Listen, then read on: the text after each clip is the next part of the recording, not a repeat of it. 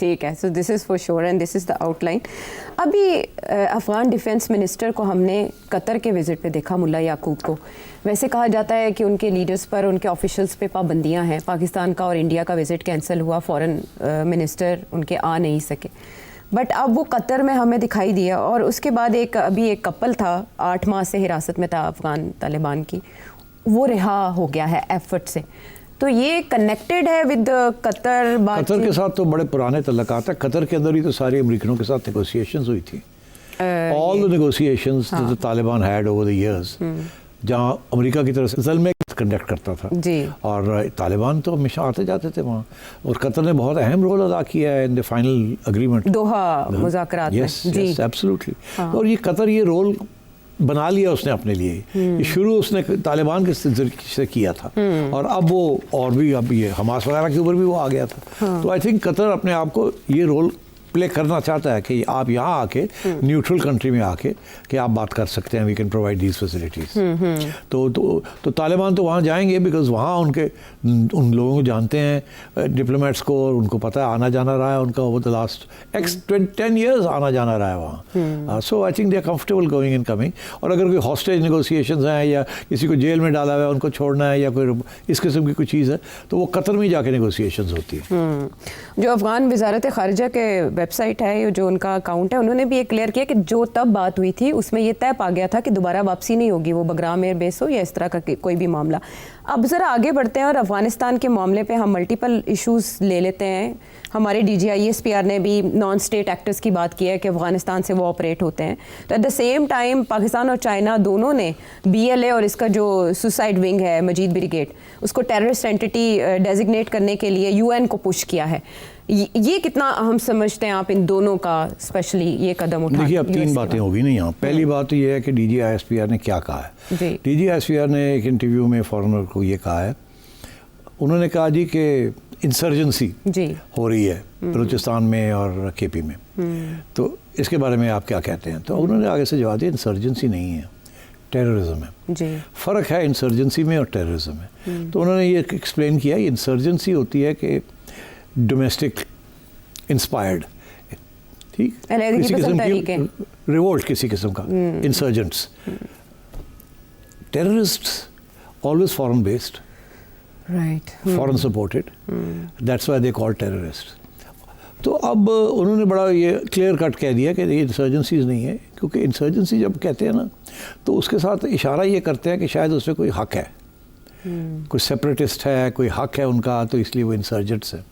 नहीं, टेररिस्ट जब आप कहते हैं तो फिर उनके कोई हक नहीं होते, कोई हुकूक नहीं होते, they simply terrorist and the whole world is anti terrorist. तो इसलिए उन्होंने ये वाज़े कर दिया कि यार ये आप इंसर्जेंसी की बात करते हैं, इंडिया की ज़ुबान है ये इंडिया की ज़ुबान है कि जी वो लिबरेशन मूवमेंट्स हैं, ठीक है। तो मगर हमने तो बड़ा क्लियर कट कर दिया कि that's not a liberation movement, it's a terrorist movement backed by India. इसी तरीके के साथ TTP जो है, that's a terrorist movement and so and supported by India again.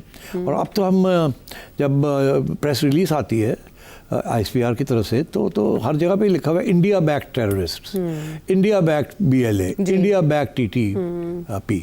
तो वो तो अब हम खुले आम कह रहे हैं कि ये इंडिया करवा रहा है जी। तो वहाँ से अब आगे बढ़े, तो आपने बात की कि BLA को डेजिग्नेट करने के लिए कि ये टेररिस्ट ऑर्गेनाइजेशन है, अमेरिका ने कर दिया, ये अभी हाल अमेरिका ने तो तस्लीम कर लिया उन्होंने। अब हमने अप्लाई किया है टू द UN कि आप इनको भी आप डिक्लेयर करें। अच्छा, उससे बड़ी इंटरेस्टिंग बात यह है कि अभी हमने वो अभी वोटिंग पे नहीं आया जी। इंडिया के अंदर मीडिया को फीड किया गया है कि क्या आप ये कहें कि जी अमेरिका ने रिजेक्ट कर दिया है, UK ने रिजेक्ट कर दिया, फ्रांस ने रिजेक्ट कर दिया है, और ये जो है इनको declare them as terrorist organisations, ये रेजोल्यूशन पास नहीं होगी। अच्छा, उन्होंने इंप्रेशन ये दे रहे हैं कि अभी ऑलरेडी ब्लॉक हो गया है। ऐसी कोई बात नहीं है। अच्छा, ऐसी अब अमेरिका एक तरफ उनको टेररिस्ट करार देता है इन देयर डोमेस्टिक स्टेटमेंट, और UN में जाके वो ब्लॉक नहीं कर सकता। देखिए, America can't take 2 positions on the same 2 organisations. एक तरफ उनको कहा जा रहा है कि दे आर टेररिस्ट ऑर्गेनाइजेशंस, फिर UN में जब ये होता है तो अमेरिका उनको ब्लॉक नहीं करेगा, नहीं कर सकता। डबल स्टैंडर्ड्स नहीं हो सकते, नहीं, वो तो फिर उड़ जाता है ना बंदा, एक ही गल। सो आई थिंक ये इंडिया इस किस्म का प्रोपेगेंडा कर रहा है। और इंटरेस्टिंग बात यह है इसलिए बिकॉज इंडिया की इस्टेब्लिश्ड लिंक्स है नाउ विद बोथ एंटिटीज, तो इसलिए ये प्रोपेगेंडा ये हो रहा है।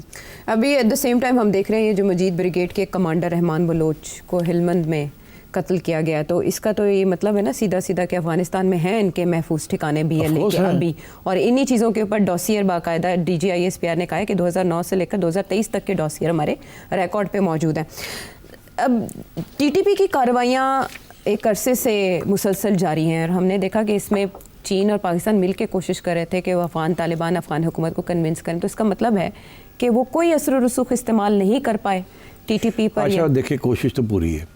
चाइना ने भी बहुत समझाया तालिबान को, पाकिस्तान ने भी बहुत समझाया है, मगर मसला एक है ना, मसला ये है कि तालिबान की हुकूमत इतनी तकड़ी नहीं है कि वो इन दोनों को डाउन करे इनके ऊपर। उन्हें खुद डर है कि अगर उन्होंने BLA का तो इतना इशू नहीं है, TTP का भी इशू है जी। उन्हें TTA को ये फिक्र है कि अगर उन्होंने पाकिस्तान को खुली छुट्टी दे दी टू अटैक TTP, तो TTP के जो कारकुन हैं और जो वहाँ अलकायदा बैठी है और दाइश बैठी है ISIS, वो जो है वो सारे मिल ना जाएं against the Afghan government, because ideology तो एक ही किस्म की है ना जी, मिलके ही उन्होंने अमेरिका के खिलाफ जिहाद किया था। तो अब वो खुद बड़े इनसिक्योर हैं तालिबान। और तालिबान के दरमियान भी एक स्प्लिट है, आपको पता है, काबुली वर्सेस कंधार, तो इसलिए they are not strong enough. इसलिए मेरा ख्याल है वो ज़्यादा ये हो सकता है कि वो आपको आंख मार दें कि आप जो कुछ कर सकते हैं कर लें जी, हम आपको क्रिटिसाइज़ करेंगे जब आप ऐसी काम करेंगे, मगर क्यों हम हमारी मजबूरी है, हम खुले आम उनके खिलाफ नहीं जा सकते। एक बात। दूसरी बात एक और बहुत अहम है कि तालिबान भी इस वक्त आइसोलेटेड हैं, कि ज़्यादा मुल्कों ने उनको तस्लीम नहीं किया, सपोर्ट उनके पास नहीं है, पैसे नहीं है, मईशत नहीं चल रही, आइसोलेटेड है। इंडिया उनकी मदद कर रहा है, इसी इंडिया के साथ उन्होंने अपने तल्लुकात बना लिए हैं, क्योंकि आपके साथ तल्लुकात नहीं बन रहे हैं बिकॉज ऑफ TTP और BLA। तो उन्होंने भी लाइक अ क्लासिक, जो मुल्क अपने मफाद को प्रोटेक्ट करने के लिए वो हमेशा कोई ना भी ऑप्शंस रखते हैं अपने पास। पाकिस्तान के साथ डीलिंग करने के लिए उनको कोई ऐसे फैक्टर्स चाहिए कि ताकि पाकिस्तान उनकी बात माने। वो क्या है, ऑफसेट करने के लिए इंडिया जी, ठीक, बिल्कुल। इस जैसे हम जब अमेरिका के साथ बात करते हैं तो चाइना के साथ भी तो सब पीछे रखा हुआ है ना, बार्गेनिंग चिप के तौर पे यूज हो जाता है। आप सारे अंडे कहीं एक बास्केट में नहीं डालते। आप कहीं आप कहते हैं हमारी मजबूरी है, ये हम नहीं हम करना तो चाहते हैं मगर हम कर नहीं सकते, अवाम खिलाफ हो जाएगी या फलाना हमें अटैक कर देगा, तो ये चीज़ें डिप्लोमेसी में चलती हैं। तो तालिबान जो हैं वो इस वक्त इतनी स्ट्रॉन्ग फोर्स नहीं है अफगानिस्तान में कि वो TTP को उड़ा के रख दे बिकॉज पाकिस्तान कह रहा है, या BLA को निकाल दे क्योंकि पाकिस्तान कह रहा है। उनको ये पता है कि पाकिस्तान हमारी बात उस वक्त तक सुनेगा जब तक हमारे पास कोई लेवरेज होगी, और लेवरेज उनके लिए BLA है और TTP है। तो ये थोड़ा सा कॉम्प्लिकेटेड मामला है, जिसकी वजह से अब यहाँ पाकिस्तान के अंदर कोई मुख्तलिफ राय पाई जाती है। एक ये कि जी ठीक है, फिर अगर ये बात है, हमने बड़ी कोशिश की समझाने की, अब कितने साल हो गए हम समझा रहे हैं, हम इनके तजारत भी खोल दी है, इनको रोक भी नहीं रहे हैं, जो ये कहते हैं हम इनकी बात मानते हैं और ये हमारी कोई बात नहीं मानते, तो फिर ठीक है, फिर हम जाके खुद स्ट्रेटेजिक स्ट्राइक्स करते हैं, BLA के कैंप्स के ऊपर भी करते हैं और उधर TTP के कैंप्स के ऊपर भी करते हैं। मगर एज यू नो आजकल जो इशू जो बन रहा है वो यही है कि रेड लाइन है ना, क्रॉसिंग बॉर्डर। मगर हुआ क्या है, ये क्रॉसिंग बॉर्डर्स, इंडिया ने पाकिस्तान का बॉर्डर क्रॉस करके स्ट्राइक्स की, ठीक, ईरान ने पाकिस्तान का बॉर्डर वायलेट किया to strike on Pakistan side of Baloch groups, Jundullah, ठीक। तो फिर पाकिस्तान ने बॉर्डर ईरान का क्रॉस करके उनके वहाँ जो हमारे लोग वहाँ बैठे हुए हैं इंसर्जेंट्स, उनके ऊपर किया। फिर पाकिस्तान ने रिटेलिएट किया अगेंस्ट इंडिया मई में।